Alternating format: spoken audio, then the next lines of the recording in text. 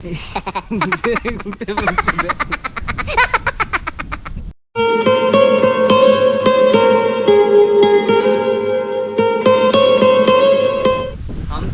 তো দেখেই মাতাল মাতাল মনে হয়।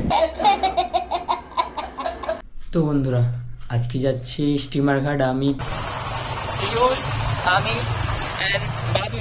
তিনজন। তো একটু সেজে গুজে রেডি, কারণ একটু রিলস বানাবো। কিছু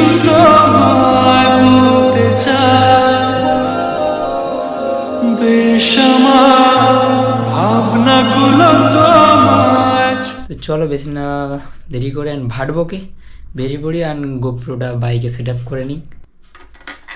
চলো।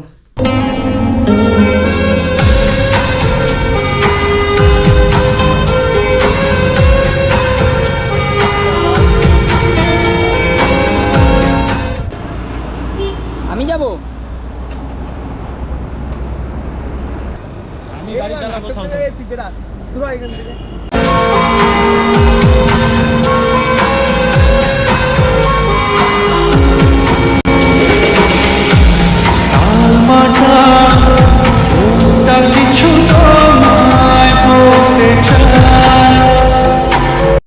তারপর ফাইনালি তমলুক এসলাম।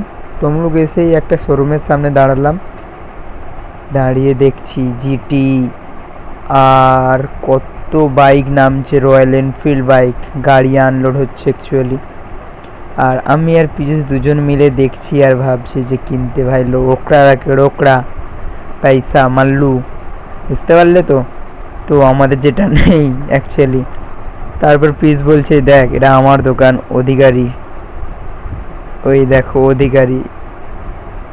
তমলুক কোর্টের কাছে এসে দেখতে পেলাম ঘোড়া। এখানেও ঘোড়া অ্যাকচুয়ালি দেখতে পাওয়া যায় বলে আমি জানতাম না। স্টিমার ঘাটের ওয়েদারটা জাস্ট অসাম ছিল, মানে মেঘলা ওয়েদার, আর পুরোটাই কাদায় ভরা। বাইক নিয়ে ভেতরে যাওয়া তো অসম্ভব ব্যাপার।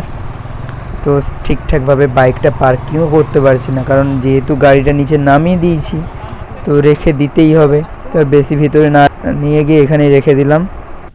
গাইস, মালটা রেসে হেরে গেছে আমার সাথে। দূর আকাশে কত সুন্দর মেঘ, মেঘের সামনে যাচ্ছে বাবু, তার সামনে যাচ্ছে পীযূষ, তার সামনে চুলটা দেখে পুরো আওয়ারা দিল লাগছে, আওয়ারা আওয়ারা। ছেড়ে দিলাম যে সেকেন্ড পার্টটা বের চুলটা আমি করব। আচ্ছা আচ্ছা, আবার দেখো। ওকে ওকে ভাই। বিনা মদে চাকনা নিয়ে এসছে। আর এই একটা পার্টনার।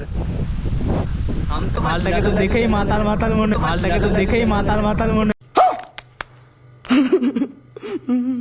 চলি বন্ধুরা, আজকে ওয়েদারটা সত্যি স্টিমার ঘাটে মানে অসাধারণ।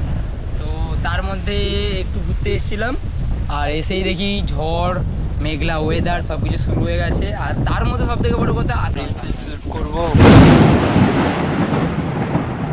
সত্যি বলতে রিয়েকশনটা পুরো দেখার মতো ছিল। আর পুরোটাই ভিজে গেছি। 15 থেকে 20 মিনিট হয়েছে হয়তো এসেছি, আর বৃষ্টি খুব জোর চলে এসছে। আর মধুদা আসতে পারিনি, কারণ মধুদা অ্যাকচুয়ালি পড়াচ্ছে।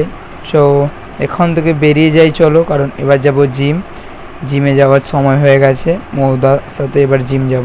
জিমে গিয়ে কি করব না করব তোমাদেরকে দেখাচ্ছি। ठुकरा के मेरा प्यार तेरा इंतकाम देख।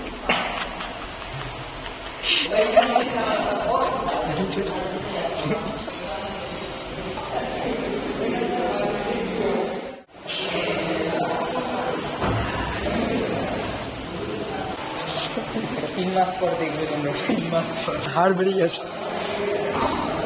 এইগুলো সব প্যাক, এইগুলো প্যাক উঠেছে।